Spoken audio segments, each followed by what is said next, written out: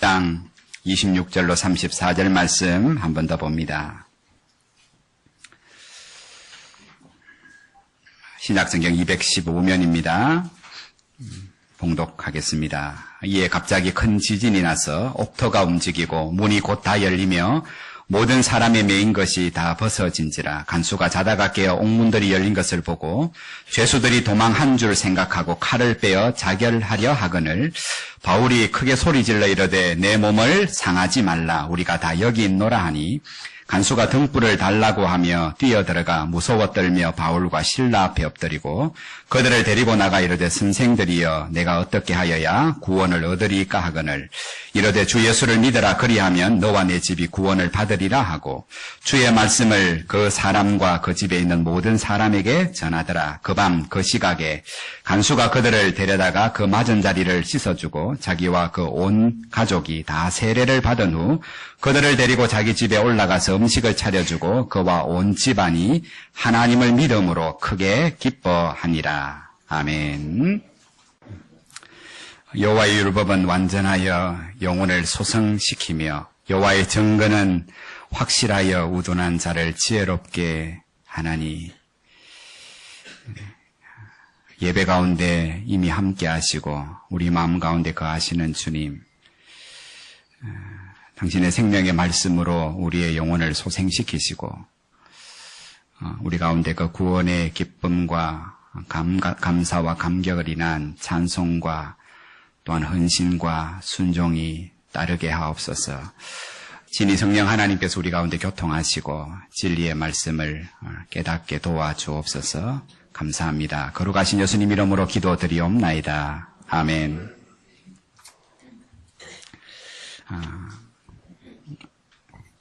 아담과 하와가 죄를 범해서 에덴 동산에서 쫓겨난 이후로 가인이 형제를 죽입니다. 그리고 그 형제가 죽음 이후에 가인이 창세기 4장 16절에는 하나님 앞을 떠난다고 나와 있습니다. 하나님 앞을 떠나요. 그 하나님 앞을 가인이 떠났다는 그 말씀 이후로 세상에는 죄가 관영합니다. 은혜를 떠나는 거죠. 사람들이 마음으로 생각하는 모든 것이 하나님이 보실 때 다 죄였다고. 그 마음이 부패해서 생각하는 모든 것들이 다 패역한 일들이었다고 하나님은 한탄하셨습니다. 마음이 부패하니까 본능을 따라 사는 거예요. 본능. 눈에 보이는 것을 쫓아 하나님의 아들들도 세상의 딸들의 아름다움을 보고 하나님을 떠나서 말씀을 떠나서 죄 가운데 살아갔습니다. 하나님이 사람 지었었음을 한탄하시고 근심하시다가 결국에 그 인생들을 심판하시기로 작정하셨습니다. 그런데 그 와중에도 하나님은 노아에게는 하나님의 은혜가 있었습니다. 그건 하나님의 주권이에요. 하나님은 그 노아에게 홍수로 인해서 이 세상을 심판하실 심판의 계획을 노아에게 알리시면서 노아에게 하나님이 명령하시기를 약 150m가 되는 방주를 지어서 너 가족과 그리고 모든 짐승의 암수 한 쌍들이 그 방주 안에서 생명을 얻을 수 있도록 그 방주를 만들라는 명령을 하나님이 하셨습니다. 잘 아시겠지만 그때까지 노아는 그렇게 큰 배를 지어본 적이 없습니다. 하나님이 그 명령을 주셔놓고 그 노아에게 방주를 지을 수 있는 무슨 재료를 주신 것도 아니고 도울 수 있는 인부를 허락하신 것도 아니고 그렇게 하나님은 단지 명령을 하셨고 노아는 그 나머지 모든 말씀을 이루어 가야 할 책임이 주어졌습니다. 그날 이후로 말씀을 받은 이후로부터 노아는 그 자신에게 주어진 책임을 완수하기 위하여 배를 지으려면 뭐 해야 됐겠습니까? 돈을 주고 사든지 노동을 해서 나무를 패든지 해서 전 재산을 바쳐서 배를 짓는 재료를 사모아야 되었고 자기 스스로 땀을 흘리며 오늘 사람들의 조롱과 비난 속에서 산 위에다가 배를 지어야만 했습니다. 끊임없이 오늘 노아 안에 있는 노아의 그 본능 자체도 마른 하늘에 그것도 배를 하늘에 지으라는, 산 위에 지으라는 그 말씀을 세상 사람들의 조롱 속에서 짓는 것은 오늘 노아가 그 하나님의 말씀 앞에 날마다 자신을 드리는 헌신이 없었다면, 의지를 하나님 앞에 드리지 않았다면 그 일은 불가능한 일이었어요. 하루아침에 지을 수 있는 방주가 아니었기 때문에. 하지만 하나님께서 자신에게 먼저 은혜를 베풀어 주셨기 때문에 그 은혜 속에서 노아는 방주를 지으라는, 자신이 방주를 지어야 하는 그 자리를 하나님이 자신에게 주신 소명의 자리인 줄 알고 믿음의 의지를 가지고 많은 조롱과 어려움 속에서도 그 방주 짓는 일들을 끝까지 감당했습니다. 그 하나님의 말씀 앞에 헌신하고 순종한 결과 하나님은 그 노아 이후의 세대를, 노아를 통하여 하나님은 새로운 세대를 시작하셨습니다. 수천 년이 지난 이후에 유대 왕국의 만렵이 되었을 때 세월은 수천 년이 흘러갔지만 인생들이 하나님 앞에 패역한 것은 변함이 없었습니다. 아무도 하나님의 말씀에 유의하는 사람이 없었어요. 하나님의 말씀을 주의해서 듣는 사람이 없었어요. 그게 패역한 시대예요. 하나님의 말씀은 언제나 주어집니다. 근데 그 말씀을 주의해서 듣는 사람이 없었어요. 그런 패역한 시대 속에서 하나님은 베냐민 땅 아나돗의 제사장들 중에서 hil기야의 아들인 예레미야를 하나님의 말씀을 맡은 선지자로 살아갈 수 있도록 그에게 선지자라는 은혜의 자리를 허락해 주셨어요. 예레미야서는 은혜지요. 하나님의 말씀을 맡아서 전할 수 있는 그 선지자가 되었다는 것은 하나님의 은혜로 되는 거예요. 하나님의 은혜로. 그러나 그 시대 속에서 선지자의 자리는 사람에게 영광을 받는 자리가 아니었어요. 우리가 예레미야서를 보면 알겠지만 예레미야가 전한 하나님의 말씀은 분명히 생명의 말씀이지만 생명의 말씀 안에는 인생들이 듣고 싶은, 그들이 듣고 싶은 말씀이 아니라 하나님이 그들에게 하시고 싶은 말씀이 들어있었습니다. 그 내용은 그들의 패역함을 하나님은 꾸짖으셨고, 그리고 오늘 그 결과 돌이키지 아니하면 인생들이 이 예루살렘 성이 파멸될 것이라는 그들이 듣기 싫은 소리였어요. 그 하나님의 말씀을 그렇게 전해야만 하는 예레미야는 그 말씀을 전한 것 때문에 돌아오는 응답은 영광이 아니라 패역한 인간들로부터 당하는 수모와 모욕과 박해였습니다. 예레미야가 그 일들을 선지자로서 40년 동안 그 일을 하면서 혼자 자괴감이 들었습니다. 그래서 이런 생각을 해봅니다. 내가 왜 이 수모를 받으면 이 일을 계속해야 되나? 내가 왜 수모를 받으면 이 일을 계속해야 되냐? 그래서 선지자의 자리를 박차고 도망가고 싶은 적이 한두 번이 아니었습니다. 그러나 그 예레미야가 끝까지 하나님이 그를 부르신, 은혜로 부르신 선지자의 자리, 전하라 하시는 하나님의 말씀을 그들에게 끝까지 전할 수 있었던 이유를 예레미야서 20장 8절 9절에 이렇게 증거하고 있습니다. 내가 말할 때마다 파멸과 멸망을 선포함으로 여호와의 말씀으로 말미암아 내가 종일토록 치욕과 모욕거리가 됨이니이다. 내가 다시는 여호와를 선포하지 아니하며 그의 이름으로 말하지 아니하리라 하면 나의 마음이 불붙는 것 같아서 골수에 사무치니 답답하여 견딜 수 없나이다. 하루에도 여러 번 오늘 하나님의 말씀을 전하니 돌아오는 것은 치욕과 모욕이에요. 내가 뭐 하려고 이런 일을 감당하노? 내 믿음 잘 지키면 살면 되지. 듣기 싫어하는 이 사람들, 패역한 인간들에게 40년 전에도 하나도 안 바뀌는데 내가 뭐 하려고 이들을 위해서 오늘 듣지도 않는, 주의하지도 않는, 순종하지도 않는 이들에게 뭐 하려고 내가 손해를 보며 수치를 당하면 내가 뭐 하려고 말씀을 전하노? 이 생각이 들 때마다, 그래서 그 선지자의 소명의 자리를 도망치려고 할 때마다 그가 고백했던 것처럼 웬일인지 그 예레미야의 마음이 불붙는 것 같아서 오늘 골수에 사무치니 답답하여 견딜 수 없었다고 고백합니다. 그가 선지자의 자리를 끝까지 그 모욕과 치욕 속에서도 지킬 수 있었던 까닭은 하나님의 말씀을 전하는 그 선지자의 자리가 하나님께서 당신의 뜻을 이루시기 위하여 오늘 자신에게 맡겨주신 소명의 자리임을 예레미야가 기억했기 때문에 한결같이 그 생명의 말씀 앞에 반응하는 인생, 주의하는 인생이 아무도 없어. 어쩌면 목회의 실패 같았지만 그러나 하나님의 목회는 절대로 실패하지 않기 때문에 하나님의 뜻은 분명히 그 속에서 이루어질 것이기 때문에 오늘 예레미야는 끊임없이 하나님이 그에게 전하지 않고는 답답해 견딜 수 없는 그 하나님의 말씀을 예레미야는 끝까지 오늘 선지자의 자리에서 끝까지 복음을 전했던 거예요. 그 헌신과 그 순종을 통해서 하나님은 그 시대의 사람들과 수천 년이 지난 오늘 우리들로 하여금 어떤 믿음의 삶이 하나님 앞에서 바른 삶인지 우리가 돌이켜야 될 것이 무엇인지 오늘 예레미야의 그 말씀을 통하여 하나님은 우리에게 생명의 말씀으로 들려주고 계십니다. 그것이 하나님의 섭리예요. 하나님의 아들인 예수님도 마찬가지였습니다. 주님이 겟세마네 동산에 이렇게 기도하셨지요.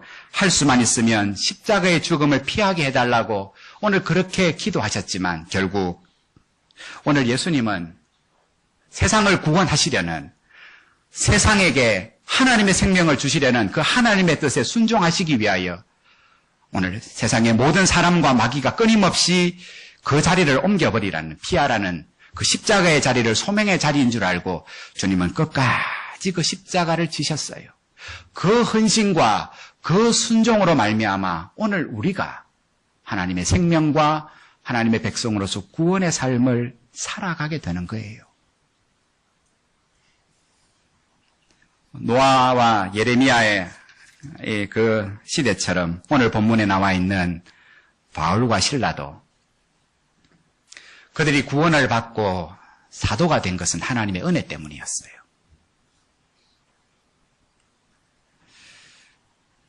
그래서 그들은 자신들의 고향에서 2000km나 떨어져 있는 처음 가보는 유럽 땅, 그 빌립보로 와서 오늘 그들이 듣지 못한 예수 그리스도의 복음을 그 빌립보에서 전하기 시작했습니다. 달리 표현하면 사도 바울과 실라가 그들에게 전하는 복음은 구원의 복음이에요. 생명의 복음이에요. 일면식도 없던 빌립보 사람들이지만 바울과 실라는 오늘 그 빌립보 성에 살고 있는 그 영혼들이 하나님 앞에 생명을 얻는, 구원을 얻는 그 복을 얻기를 원한다는 것이 하나님의 뜻인 줄 알고 자기들이 원하는 곳은 다른 곳에 있었지만 가서 복음을 전하고 싶은 것은 터키 땅이었지만 하나님이 가라 하시니까 그 하나님의 말씀에 순종해서 오늘 거기에 일어날 생명의 역사를 기대하며 오늘 바울과 실라는 그 2000km나 떨어진 빌립보에 순종해서 왔습니다. 그리고 그 도성을 다니며 기도하며 복음을 전하는 중 귀신 들린 한 소녀를 만나잖아요. 그 생명이 귀신에 사로잡혀 있는 것을 바울과 실라가 보며 안타까웠습니다. 그러나 쉽사리 고쳐주지 못했던 것은 고쳐주고 나면 그 점치는 귀신 들린 그 소녀 때문에 돈 벌어먹고 사는 고용주들이 오늘 이 두 사람을 핍박할 것을 분명히 알았기 때문에 그러나 끊임없이 뒤따라다니며 오늘 복음을 방해하는 그러나 귀신에 사로잡혀서 불쌍하게 살아가는 복음을 알지 못하며 주의 생명이 없는 그 어린 소녀를 구원하기 위하여 오늘 사도 바울은 결단하여 그 귀신을 쫓아내줍니다. 예상한 대로 핍박이 왔습니다. 패역한 인간들이 오늘 거짓 증거로 두 사람을 고발했고 정식 재판의 절차 없이 죽을 만큼 매를 맞았고 착고에 매연 채 깊은 지하 감옥에 갇혔습니다. 그러나 두 사람은 실망하거나 절망하지 않았습니다. 왜냐하면 비록 지하 감옥 속에 갇혀있고 가도난 이후로 빌립보에 사는 사람들은 자기 살아가는 일이 바쁘느라고 두 사람을 까맣게 잊고 살아갈 거지만 그러나 그들을 그곳에 보내신 하나님, 그곳에 보내어서 복음을 전하여 오늘 그 땅 가운데 복음을 알지 못하는 영혼들을 하나님의 생명을 가진 사람으로 구원하시려는 하나님의 뜻들이 자신들의 삶을 통하여 이루어질 것을 기대하며 그 감옥에 갇힌 상황에서도 하나님이 여전히 그 감옥 속에서 이루어 가실 하나님의 그 구원의 일들을 기대하며 그 뜻을 깨닫기 위하여 기도하며 그 하나님을 찬양하고 깨어 있었습니다. 그러던 중 우리가 어제 지난 주간의 말씀을 살핀 것처럼 지진이 나고 옥토가 흔들리며 감옥의 문이 열리고 발에 채여진 착고가 풀려졌습니다. 그런데 보면 사람의 본능이란 그렇게 기도하고 기도한 결과로 땅이 흔들리고 옥문이 열리고 착고가 풀어지면 이제 하나님이 비로소 우리를 알아주시는구나. 우리가 하나님의 선한 일을 한다고 이렇게 핍박받으니까 하나님이 우리로 하여금 이런 기적을 경험하게 하시는구나. 세상 말로 천재이루다. 그죠? 그래서 우리 본능은 자동으로 그 옥문을 열고 나옵니다. 그죠? 근데 오늘 이 두 사람은 옥문이 열렸는데도 착고가 풀어졌음에도 감방에 그대로 앉아 있었습니다. 그것은 그 본능을 이기는 그들의 의지 때문이었습니다. 그리고 그 의지의 근원은 하나님의 복음 때문이었습니다.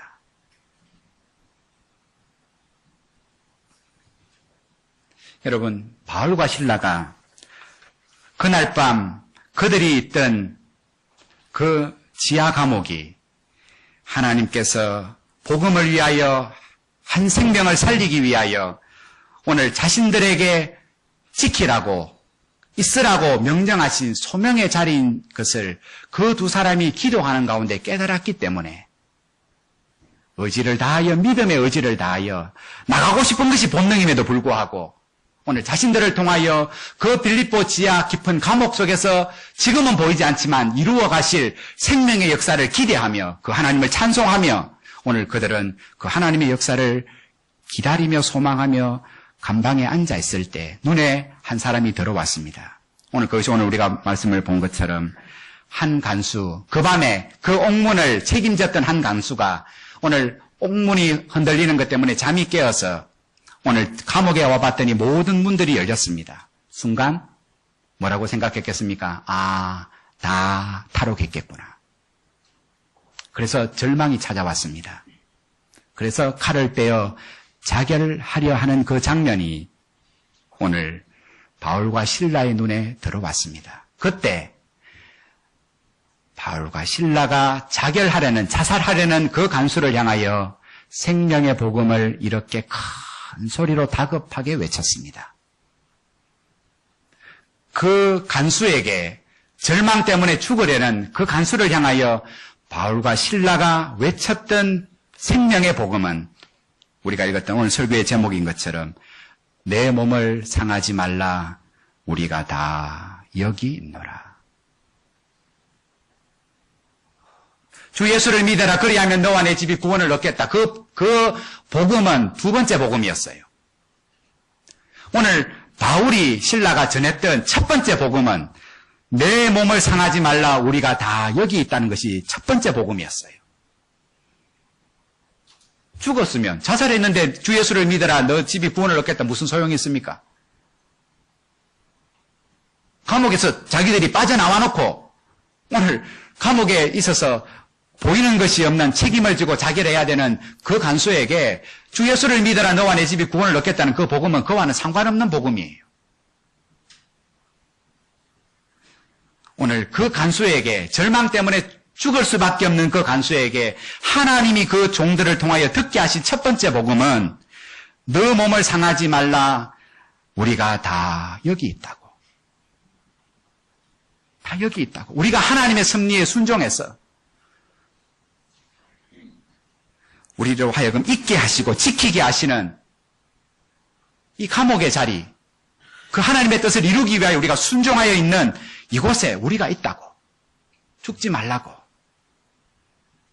섣부르게 판단하고 도망갔다고 생각하며 절망하지 말라고. 우리가 여기 있다고. 여러분, 얼마든지 하나님의 뜻으로 해석하고 얼마든지 자유를 향하여 그 감옥 문을 나올 수 있었지만, 그러나 바울과 실라는 그 자신들이 나오고 싶은 그 본능을 의지로 이기며 오늘 자신들에게 주어진 소명의 자리, 그 감옥을 지켰기 때문에 그날 밤 그 두 사람의 하나님의 말씀 앞에 헌신과 순종을 통해서 간수뿐만 아니라 그 간수의 가족이 구원을 얻게 되는 놀라운 역사가 있게 된 거예요.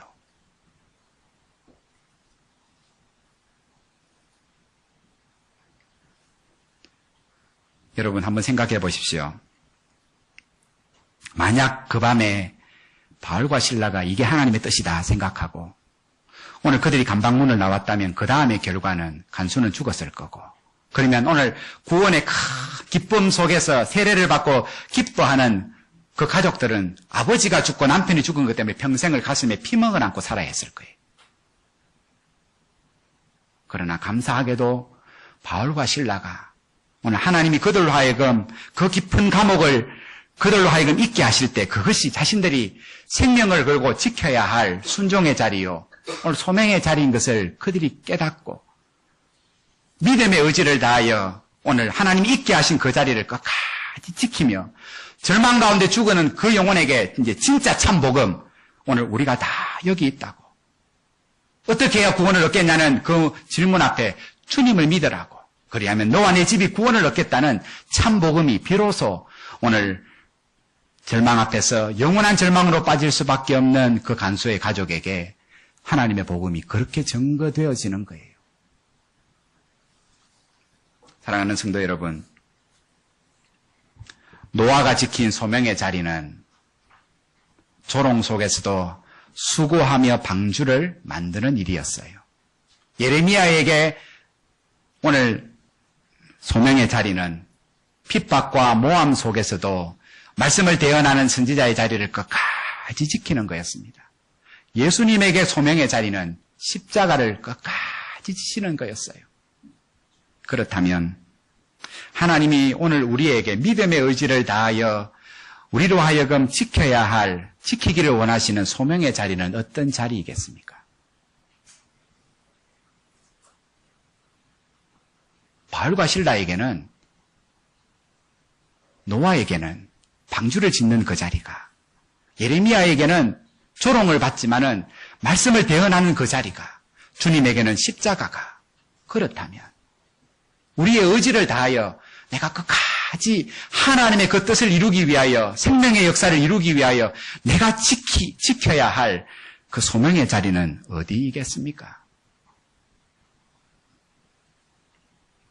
오늘 자살하려는 간수처럼 눈에 보이는 것이 없음으로 인하여 절망하는 세상을 향해 우리가 외쳐야 할 생명의 복음은 무엇이겠습니까? 무엇이겠습니까?